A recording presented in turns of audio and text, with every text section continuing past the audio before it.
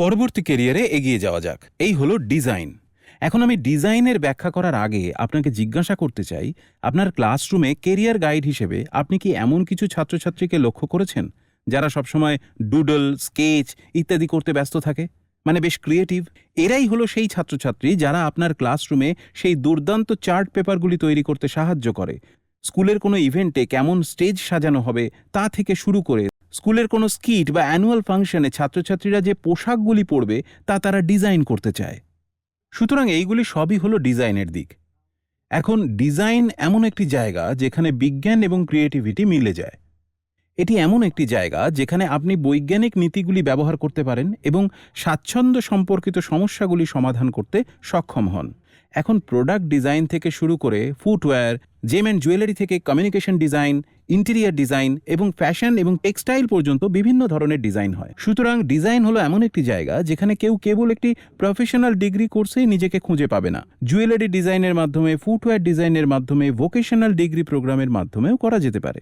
সুতরাং এটি হলো সেই কয়েকটি জায়গার মধ্যে একটি যেখানে আপনার সবচেয়ে সৃজনশীল ছাত্রছাত্রীরা সত্যিই ভালো ফল করতে সক্ষম হবে। সুতরাং এই ক্ষেত্রের ভালো দিক এবং চ্যালেঞ্জগুলি দেখে নেব। ভালো দিকগুলি হলো যে আপনি একটি খুব সৃজনশীল জায়গায় থাকবেন, যেখানে আপনি এমন জিনিস ডিজাইন করতে পারবেন যা লক্ষ লক্ষ মানুষ দেখতে পাবে। যেমন ধরুন, টাকার এই নতুন লোগোটাই নিন। টাকার এই লোগো তৈরি করেছিলেন একজন ডিজাইনার, এবং এটি এমন একটি জিনিস যা প্রতিদিন লক্ষ লক্ষ ভারতীয় ব্যবহার করছে। সুতরাং আপনি দেখতে পাবেন যে আপনার করা ডিজাইন কত রকমের মানুষ ব্যবহার করছেন। আপনার ডিজাইন মানুষের জীবনকে আরও সহজ করতে সাহায্য করতে পারে। কৃত্রিম অঙ্গ তৈরির পিছনে যে ধরনের ডিজাইন থাকে সেগুলির কথা চিন্তা করুন। আরও ভালো জুতো বা ফুটওয়্যার বা জেম আর জুয়েলারি বা প্রোডাক্ট ডিজাইন বা অটোমোবাইল ডিজাইন তৈরির পিছনে যে ডিজাইনগুলি রয়েছে সেগুলি সম্পর্কে চিন্তা করুন। ডিজাইনের বেশিরভাগ ক্ষেত্রই হলো এমন জায়গা যেখানে আপনার সৃজনশীলতা সারা বিশ্বের মানুষ দেখতে পাবেন। কিছু কিছু চ্যালেঞ্জও আছে, যেমন নিজেকে একজন ডিজাইনার হিসেবে প্রতিষ্ঠিত করতে যথেষ্ট সময় লাগে। ডিজাইনে আপনার ডাক পাওয়ার জন্য এবং আপনি যে ধরনের ডিজাইনে যেতে চান তা খুঁজে পেতে আপনাকে নির্দিষ্ট সিনিয়র ডিজাইনারদের অধীনে একজন অ্যাপ্রেন্টিস হিসেবে কাজ করতে হতে পারে। সাধারণত নিজের সঠিক মূল্যায়ন করতে আপনার কয়েক বছর সময় লেগে যাবে। এখানেই ইউনিসেফের লাইফ স্কিল ফ্রেমওয়ার্কের আত্মসচেতনতার দিকটি কার্যকর হয়, যে ছাত্রছাত্রীদের বুঝতে হবে যে তারা কোন কোন বিষয় সত্যিই ভালো, কোন কোন ক্ষেত্রে তাদের কাজ করতে হবে যদি তাদের নির্দিষ্ট কেরিয়ার গড়তে হয়। এই জায়গায় অন্যান্য চ্যালেঞ্জগুলির মধ্যে কয়েকটি হলো যে প্রায়শই ছাত্রছাত্রীরা মনে করে যে আঁকায় দক্ষতা থাকা বা ভালো স্কেচিং করা অবশ্যই প্রয়োজনীয়। যদিও তা হতে পারে, সময়ের সাথে সাথে নিজেকে উন্নত করার জন্য একজনকে প্রস্তুত থাকতে হবে।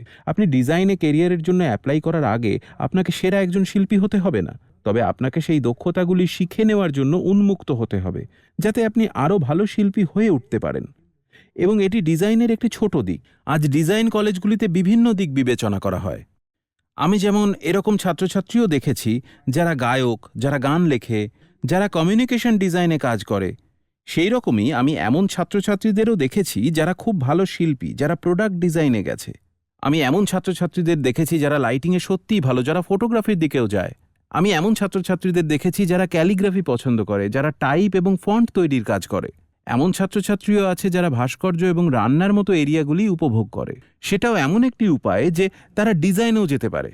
সুতরাং ডিজাইন হলো এমন একটি জায়গা যেখানে এমন কোনো সীমাবদ্ধতা নেই। আপনি যেখান থেকেই আসুন না কেন, আপনি যদি সৃজনশীলতা উপভোগ করেন তাহলে আপনি নিজেকে এই জায়গায় কাজ করতে দেখতে পাবেন। এবার একটু ভালো করে বোঝার জন্য কেরিয়ার পোর্টালটি দেখে নেওয়া যাক।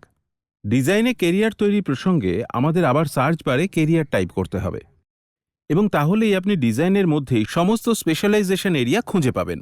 ফ্যাশন থেকে শুরু করে jewellery, footwear, textile, craft, industrial ও প্রোডাক্ট, সিরামিক এবং গ্লাস, যানবাহন, পরিবহন এবং ডিজাইন ইঞ্জিনিয়ারিং। আমরা এই ক্লাস্টারের মধ্যে ডিজাইন ইঞ্জিনিয়ারিং কভার করব না, তবে আমরা ডিজাইন জগতে কেরিয়ার সম্পর্কে কথা বলবো, কারণ ডিজাইন ইঞ্জিনিয়ারিংয়ের জন্য অঙ্ক এবং বিজ্ঞান নিয়ে পড়া দরকার। সুতরাং আমরা ডিজাইনের সবচেয়ে সাধারণ এরিয়াগুলির একটি দিয়ে শুরু করব, ইন্ডাস্ট্রিয়াল ও প্রোডাক্ট ডিজাইন।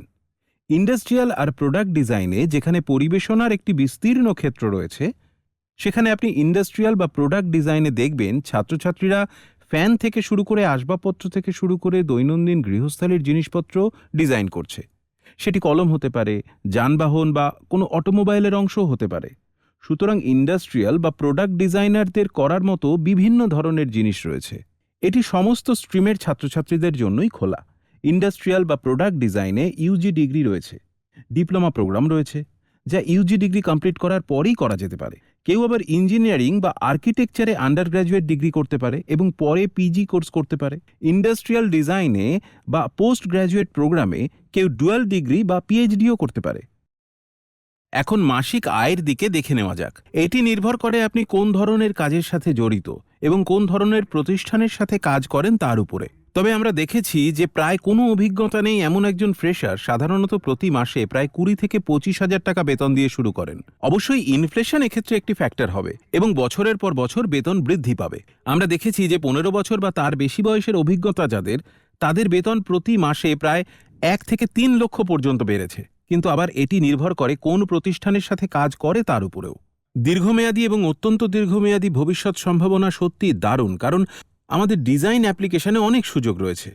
যখন আমি ডিজাইন অ্যাপ্লিকেশনের সুযোগ কথাটা বলছি, তখন আমি এটাই বলতে চাইছি যে কোনো পণ্য যা একজন ব্যবহার করেন তার মান কঠোরভাবে পরীক্ষা করা হবে, যা সাধারণত ডিজাইনারদের দ্বারাই করা হয়, কারণ শেষ পর্যন্ত ডিজাইনের কাজটি শিল্প এবং বিজ্ঞানের মিশ্রণ ঘটানো, যেখানে একজন ডিজাইনারকে বের করতে হবে যে মানুষ কিভাবে সেই ডিজাইনটি ব্যবহার করছে।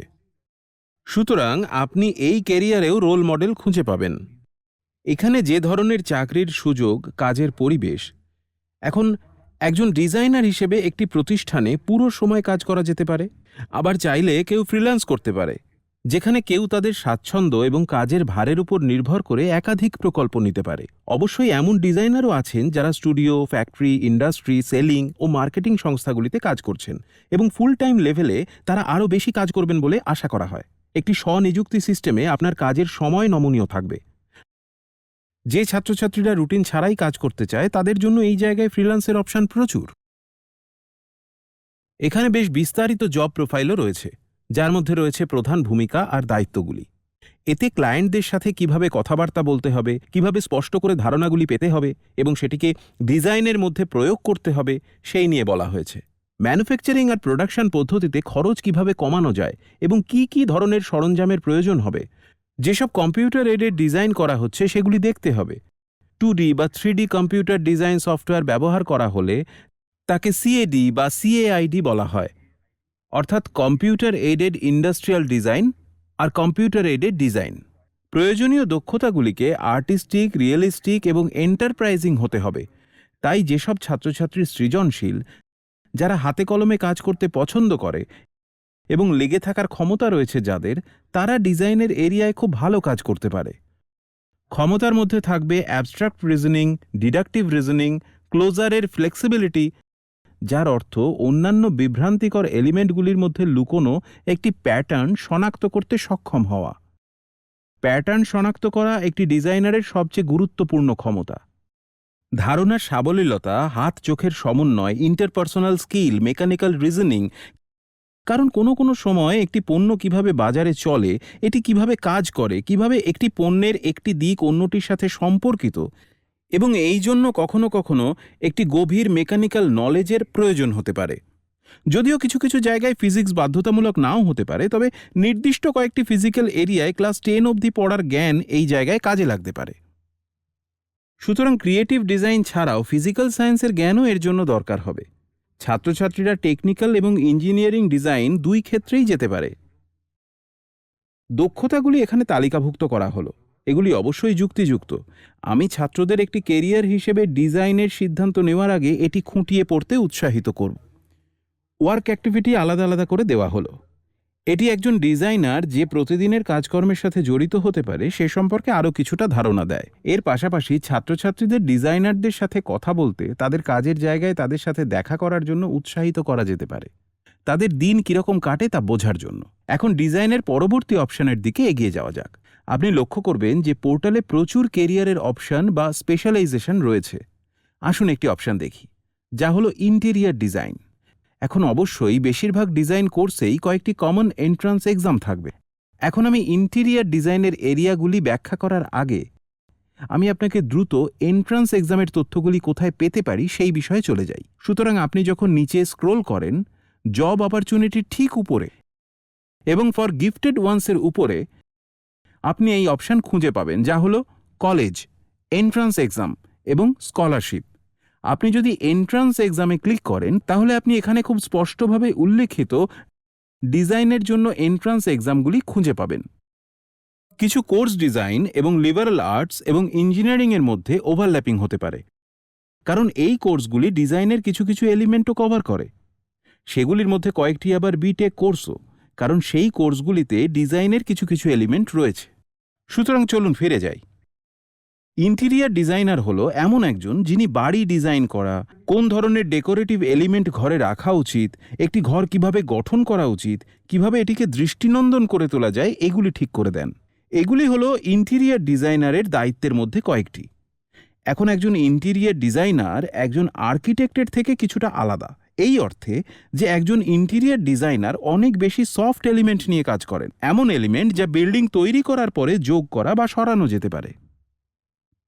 সুতরাং এখানে যেরকম দেখতে পাচ্ছেন, ক্লাস 11 এবং 12-এর কেউ যে কোনো বিষয় নিয়ে পড়তে পারে এবং ডিজাইনে ব্যাচেলর বা বি.ভোক ডিগ্রি অর্জন করতে পারে। চাইলে যে কোনো বিষয়ে ব্যাচেলর ডিগ্রি নিয়ে পড়তে পারে এবং তারপর ডিজাইনে ডিপ্লোমা বা সার্টিফিকেট প্রোগ্রাম করতে পারে।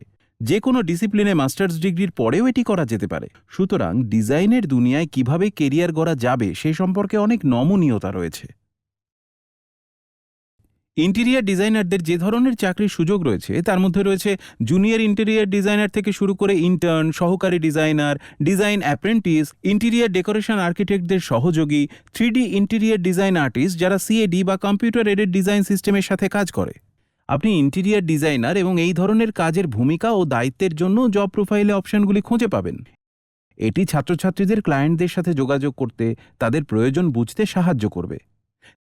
তাই কমিউনিকেশন দক্ষতা এবং অন্যান্য সফট স্কিল এক্ষেত্রে জরুরি হতে পারে। প্রয়োজনীয় দক্ষতার দিকে এগিয়ে যাই। এই দক্ষতাগুলির কয়েকটি ডিজাইনের অন্যান্য সমস্ত ক্ষেত্রের মতোই, তাই আমি এই বিষয়ে বিস্তারিতভাবে আলোচনা করছি না। কিছু ক্ষেত্রে প্রয়োজনীয় ওয়ার্ক অ্যাক্টিভিটিও একই রকম। এখন অন্য আরেকটি কেরিয়ারের দিকে দেখে নেওয়া যাক, যেখানে সম্ভবত ভারত জুড়ে নিযুক্তির সংখ্যা সবচেয়ে বেশি। সুতরাং যদি আপনার কিছু ছাত্রছাত্রী দেশকে সাহায্য করতে আগ্রহী হয়, ইন্ডিয়ান আর্মড ফোর্স এই ধরনের মানুষের জন্য সর্বাধিক সংখ্যক সুযোগ প্রদান করে। এখন এই কাজটিকে 3টি ভিন্ন বিভাগে ভাগ করা হয়েছে: ভারতীয় সেনাবাহিনী, ভারতীয় বিমান বাহিনী এবং ভারতীয় নৌবাহিনী। ভারতীয় বিমান বাহিনী এবং ভারতীয় নৌবাহিনীর আরও টেকনিক্যাল রোলের জন্য যোগ্যতার মানদণ্ড কিছুটা আলাদা। আপনি যখন টেকনিক্যাল রোল নিয়ে কথা বলছেন, তখন কোনো ছাত্রছাত্রীকে অ্যাপ্লাই করতে চাওয়ার আগে তাকে বিজ্ঞানের মতো কম্বিনেশন নিয়ে পড়তে হবে। এখন ক্লাস 12-এর পরেই ছাত্রছাত্রীদের জন্য ইন্ডিয়ান আর্মির পথ খুলে যায়। অনেক অপশন খোলা আছে, বিশেষ করে ছেলেদের জন্য। মেয়েরা গ্র্যাজুয়েশনের পরে সশস্ত্র বাহিনীতে যোগদান করতে পারে এবং ছেলেরা যে দুটি উপায়ে সেনাবাহিনীতে আবেদন করতে পারে তা হলো এনডিএ বা টেকনিক্যাল এন্ট্রি স্কিমের মাধ্যমে।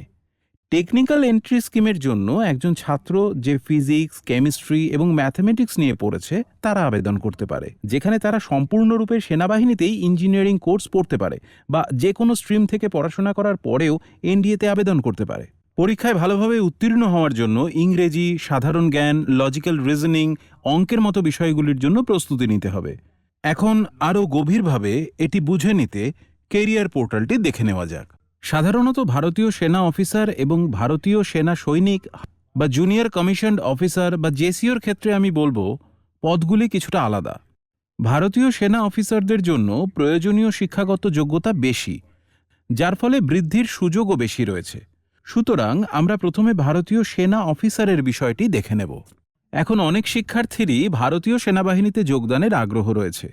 মনে রাখার বিষয়গুলির মধ্যে একটি হল যে ভারতীয় সেনাবাহিনীতে যোগ দেওয়ার পথ ক্লাস 11 ও 12-এর যে কোনো স্ট্রিমের ছাত্রছাত্রীদের জন্যই খোলা, যার পরে তাদের একটি এনডিএ প্রবেশিকা পরীক্ষা এবং এসএসবি ইন্টারভিউ দিতে হবে। এসএসবি হল সার্ভিস সিলেকশন বোর্ড।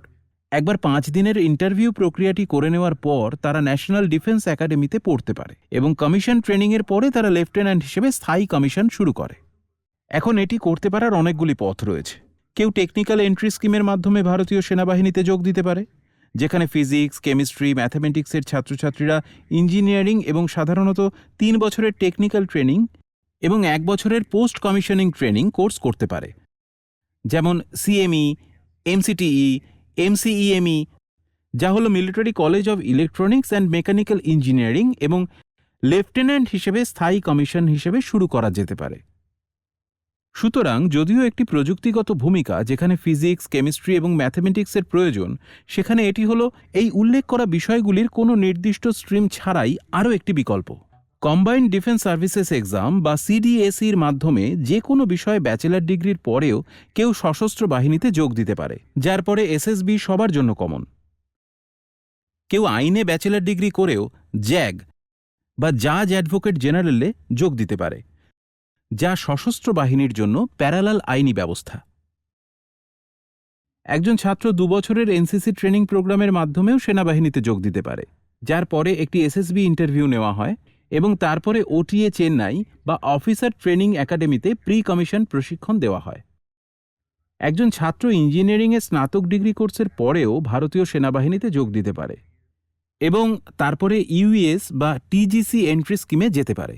এবং আরও অনেক অপশন রয়েছে যেখানে কেউ স্নাতক এবং স্নাতকোত্তর করতে পারে এবং তারপরে সার্ভিস সিলেকশন বোর্ডের জন্য যেতে পারে। সুতরাং দেখাই যাচ্ছে ভারতীয় সেনাবাহিনীতে যোগদানের অনেকগুলি পথ রয়েছে। কেউ একজন ডাক্তার এবং ডেন্টিস্টও হতে পারে এবং তারপরেও আর্মড ফোর্সে যোগ দিতে পারে। এখন এটি হলো সেই এরিয়াগুলির একটি যেখানে অনেক ছাত্রছাত্রী কেরিয়ার করতে চায় এর সুযোগ সুবিধার কারণে। চাকরিতে স্থিতিশীলতা এবং অবশ্যই ভবিষ্যতের সম্ভাবনা, শিক্ষাগত প্রয়োজনীয়তা এখানে উল্লেখ করা হয়েছে।